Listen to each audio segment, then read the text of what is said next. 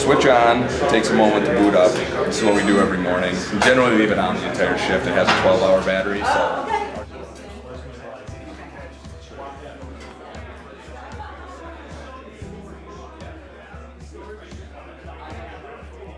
People have been asking for body-worn cameras because they're important. They are a tool that can increase trust and transparency between officers and the community. They are a tool that can help hold everybody accountable in interactions with the police. And as such, today is a very important day in the city of Minneapolis. So body-worn cameras are currently on officers in the 1st precinct. Later this month, they'll be on officers in the 4th precinct. And by mid-October, officers across the city will be wearing body-worn cameras. You know, we're already getting tremendous feedback. I mean, it's very supportive to have cameras. As you know, we have them in the squad car. It captures activities that people do. There's oftentimes this question of who's done what. We've seen countless scenarios across this country, both positive and negative, that have been captured on video. And we can use those in prosecution. We can use those in holding people accountable and all the things we need to do. And making sure that, you know, our community knows that our officers are wearing these cameras is critically important in building public trust. You know, it took us time to get here, and I can't stress enough the importance of us receiving public input and how our policy is and how people feel about them. It was important for us to wait for the legislature to be done with their actions so our policies are consistent with that. It was important to have a pilot.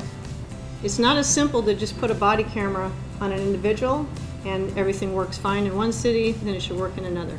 Minneapolis is its own city. Our community needs to have input, our officers need to have input, and how that works best.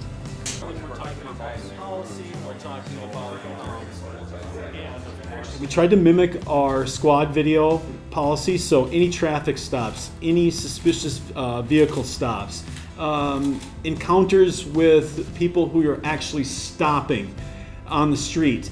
Anytime an officer feels that there could be an adversarial, potentially contentious interaction, certainly if you're going to make an arrest, the cameras must be on.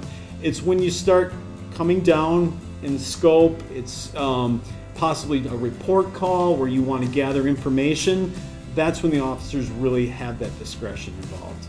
The situation I've been in, I can do that right now. It's just that turned it on. It's now recording and actually recorded back 30 seconds of video. There's no audio on the 30 seconds previous.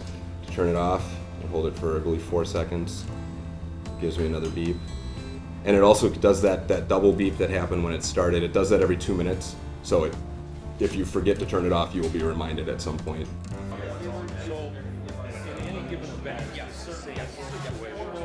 Public access to this is decided by the state legislature, and that was one of the things that we were waiting on for the full rollout because, as you know, this did not get decided until May of this year in this legislative session. And so the state passed a specific set of laws that deal with who has access to the footage, and right now it's limited to the people who are in the video, or if an officer uses force that results in substantially bodily harm to an individual or greater, it can be released to the general public, or if an officer uses their firearm. So all of our data release is governed by state law.